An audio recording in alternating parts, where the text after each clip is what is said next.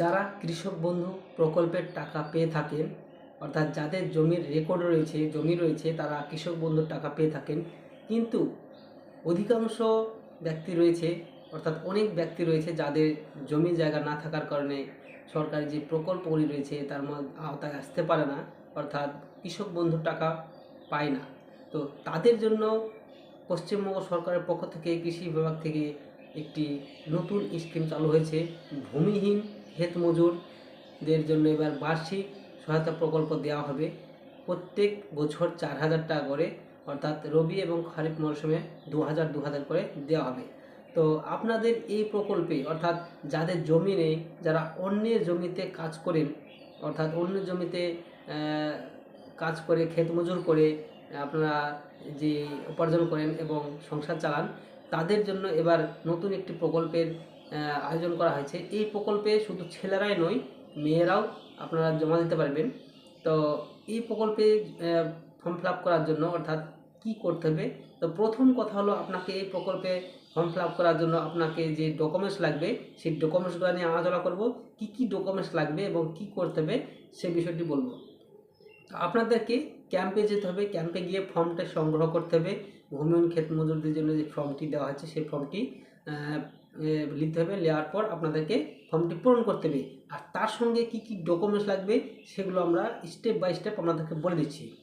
এই ভূমিহীন ক্ষেত মজুর যে প্রকল্পটি, এই প্রকল্পটি অর্থাৎ কৃষক বন্ধুর মতোই প্রকল্পটি, ওখানে 2,000 করে দেওয়া হয়, এখানে 2,000 করে দেওয়া হয়। এই প্রকল্পে আপনাদেরকে যে ডকুমেন্টসগুলো লাগবে সেগুলো হচ্ছে, প্রথমে যেটা লাগবে আপনার আধার কার্ড। আধার কার্ডটি আপনার আবশ্যিক, আধার কার্ড লাগবেই।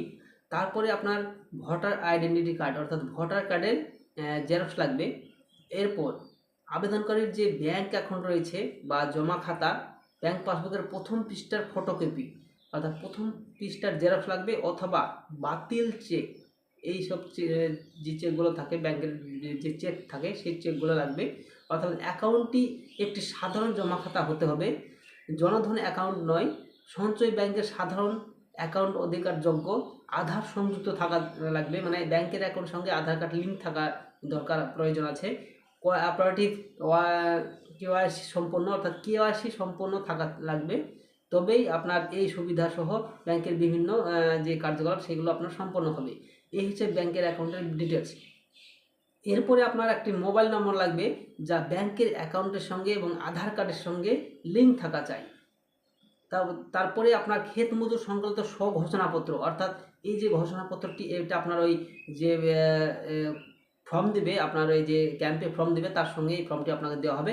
সেই ফর্মটি পূরণ করতে হবে, যেটিকে সংযোজনী 1 বলে ঘোষণা করা হয়েছে, এবং এটি বাংলা ইংরেজিতে দুই রকমই থাকবে। আপনার বাংলাটা ফিল আপ করবেন অথবা ইংরেজিটা করলে ইংরেজিটা করবেন।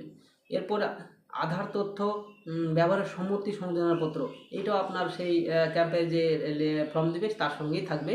দুটো ফর্ম এক্সট্রা থাকবে, সেই ফর্মগুলো একসঙ্গেই দেবে, সেগুলো আপনাকে ফিল আপ করে একইভাবে দিতে হবে।